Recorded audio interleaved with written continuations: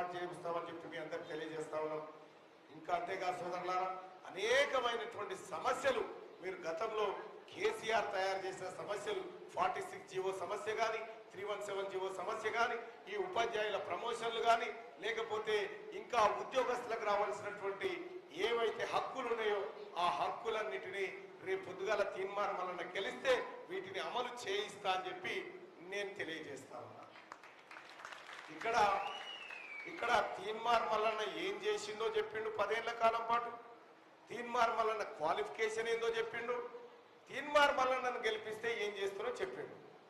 ఇది ఒక అభ్యర్థిగా నేను ప్రజల ముందు, పట్టభద్రుల ముందు ఉంచినటువంటి నివేదిక. పోనీ నాది ప్రొఫైల్ ఇది. బీఆర్ఎస్ పార్టీ అభ్యర్థిని తీసుకుందాం. బీఆర్ఎస్ పార్టీ అభ్యర్థి ఎన్నికల్లో పోటీ చేస్తున్నటువంటి వ్యక్తి, ఎందుకు పోటీ చేస్తున్నావు, ఏ కారణం చేత ఈ ఎన్నికల్లోకి వచ్చినవు, అసలు నీ ఉద్దేశం ఏంటి, నువ్వు ఏం చేస్తావు అని చెప్తే ఏం చెప్తాడని నేను అడుగుతున్నా. ఎప్పుడైతే కాంగ్రెస్ పార్టీ గౌరవ ముఖ్యమంత్రి రేవంత్ రెడ్డి గారు మా పట్టభద్రుల ఎమ్మెల్సీ అభ్యర్థి తీన్మార్ మల్లన్న అని ప్రకటించిండో, ప్రకటించిన తర్వాత బీఆర్ఎస్ పార్టీ వాళ్ళు నువ్వు చేయరాదన్నా అంటే నువ్వు చేయరాదన్నా, వాళ్ళు ఈయన చేయడట, నువ్వు చేయమంటే నేను చెయ్య నువ్వు చెయ్యి, నేను చెయ్య నువ్వు చెయ్యి, ఆఖరికి ఆ పోరాన్ని పట్టుకొచ్చారు. దుర్గమ్మ గుడి చుట్టూ మేకని దింపినట్టుగా తలుగు పట్టుకొని తిప్పుతా ఉన్నారు ఇప్పుడు అట. ఆఖరికి భలే ఏముండదు, నిజంగా గెలిచేది ఉంటే ఇక పోరానికి ఇద్దురా. ఏదో పల్లా రాజేశ్వర రెడ్డి ఈ పోరగాడు ఉండాలి నాకు, కానీ ఇప్పుడు కాదా అలా సోపది 4-5 ఏళ్ల కిందనే ఈ ములుగు జిల్లాలో 3 క్వారీలు రాకేష్ రెడ్డి తమ్మునికి ఎవడిప్పించాడు, పల్లా రాజేశ్వర రెడ్డి కాదా? అవునా కాదా? ఇలా సోపతి వెనకడిదే. ఇక ఆ పోరని కథ కది. కేటీ రామారావు ఏమంటాడంటే, ఇక బీజేపీ అయిన సంగతి మీకు ఎరుకున్నది, ఆయన వరంగల్కి నల్గొండ పోయేసరికి రిజల్ట్ వస్తుంది, అయిపోతుంది.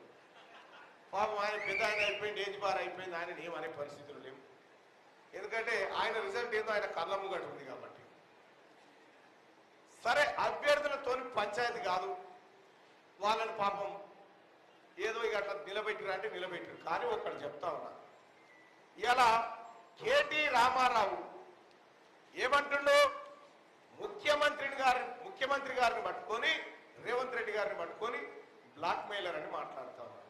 ఇలా తీన్మార్ మల్లన్నను పట్టుకొని బ్లాక్ మెయిలర్ అని మాట్లాడుతా ఉన్నారు. ఓకే, ఈ 10 ఏళ్లల్లా మీ ఎంతమంది టీఆర్ఎస్ ఎమ్మెల్యేలను బ్లాక్ మెయిల్ చేసిండు తీన్మార్ మల్లన్న? మీ అయ్యను బ్లాక్ మెయిల్ చేసిండా? నిన్ను బ్లాక్ మెయిల్ చేసిండా? 10 సంవత్సరాల కాలం పాటు, 10 ఏళ్ల కాలం పాటు మీరే కదా పవర్ లో ఉన్నది. ఒక్కటి తీయకపోతేనేవరా మరి? ఒక్కటైనా బయటికి రావన్నా వద్దా? ఒక్కటి లేదు. ఏమైందిరా మీ అభ్యర్థి ఏం చేస్తాడరా గెలిస్తే అంటే, మా అభ్యర్థి కాదు, మల్లన్న మంచోడు కాదు. మరి నీ ముచ్చట చెప్పురా, పోరడు ఎత్తు పొడుగు ఏం చేస్తారా, వాని గుణమేంది ఘనమేంది చెప్పాలిగా. అది చెప్పాడట, మల్లన్న మంచోడు కాదని చెప్తాడు. మల్లన్న మంచోడా కాదా ఈ ములుగు గడ్డకు తెలియదా? ఈ బిడ్డలకు తెలియదా తీన్మార్ మల్లన్న చూడండి. తీన్మార్ మల్లన్న ఈ ప్రజల కోసం పోరాటం చేసి, ప్రజల హక్కుల కోసం పోరాటం చేసి, తీన్మార్ మల్లన్నను కేసీఆర్ అర్ధరాత్రి పూట అరెస్టు చేసి జైల్లో పెడితే, నా బిడ్డలు, చిన్న బిడ్డలు డాడీ డాడీ అంటుంటే ఆ బిడ్డలను ఒళ్ళో పెట్టుకొని ఓదార్చిన నా అక్క ములుగు గడ్డ సీతక్క కాదా? ఆ రోజు సోదరులారా, నేనంటే ఈ ప్రజల హక్కుల కోసం, ఈ ప్రజల పోరాటం కోసం, ఈ నిరుద్యోగుల ఉద్యోగాల కోసం, ఉద్యోగస్తుల జీతాల కోసం పోరాటం చేసి జైలు పోయినా. నీ చెల్లి ఎందుకు పోయిందిరా బై జైలుకు? ఏం పని మీద పోయింది? ఇండియా పాకిస్తాన్ బార్డర్లో కొట్లాడిపోయినా. అది ఎందుకోసం పోయిందన్నా చెప్పరు? ఎందుకోసం పోయిందన్నా గట్టిగా చెప్పాలి. సారదందల పోయింది. సారదందల జైలు పోయినా కల్వకుంట్ల కవితకు మాకు పోలికనా?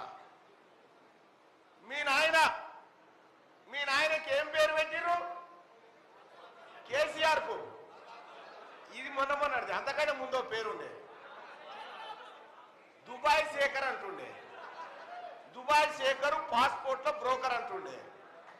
బ్రోకర్ అని మీ నాయనకు పేరు. మీ నాయనని మీ ఊళ్ళో చెట్టు గడ్డేసి కొట్టిరా లేదా? చింతమడక కాడ రాయి చెట్టు గడ్డేసి కొట్టిరా లేదా? మీ నాయన దోస్తు మాధవరెడ్డి వచ్చి మార్నింగ్ న్యూస్ లో చెప్పిండా లేదా ఈ ముచ్చట? ఇది ఇడ్చబెట్టు.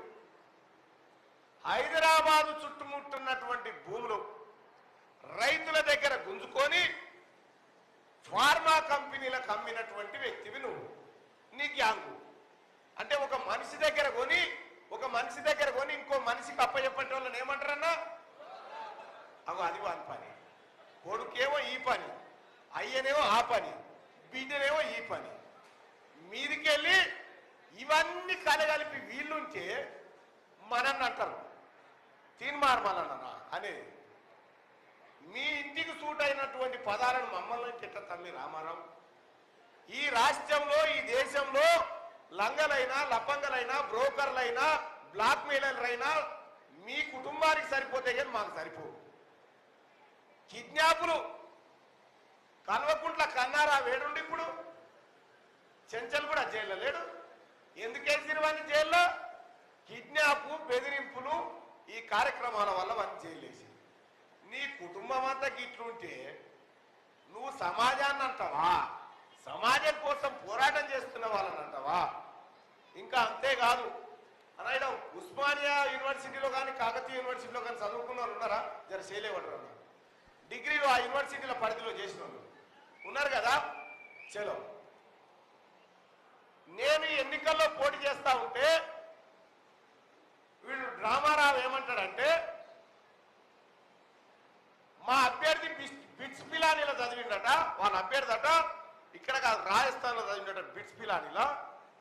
ఆ బిట్స్ పిలానికి పల్లి బఠానికి పోటీ అంటుండు.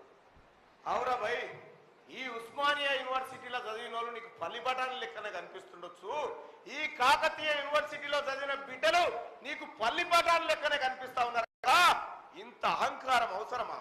ఈ యూనివర్సిటీలో చదువుకున్న బిడ్డలు ఈ పట్టభద్రులంతా పల్లి బఠానీ కాలా నీకు అవసరమా? నువ్వు ఇప్పుడే కాకతీయ యూనివర్సిటీ ఉస్మానియా యూనివర్సిటీలో దీని బొమ్మలు తరగబెడతా ఉన్నారు, మేము పల్లిపటానికి కాలమారా అని చెప్పి. ఈ కాకతీయ యూనివర్సిటీ బిడ్డలు ఈ ఉస్మానియా యూనివర్సిటీ బిడ్డలు పోరాటం చేస్తే కదా తెలంగాణ రాష్ట్రం వచ్చింది.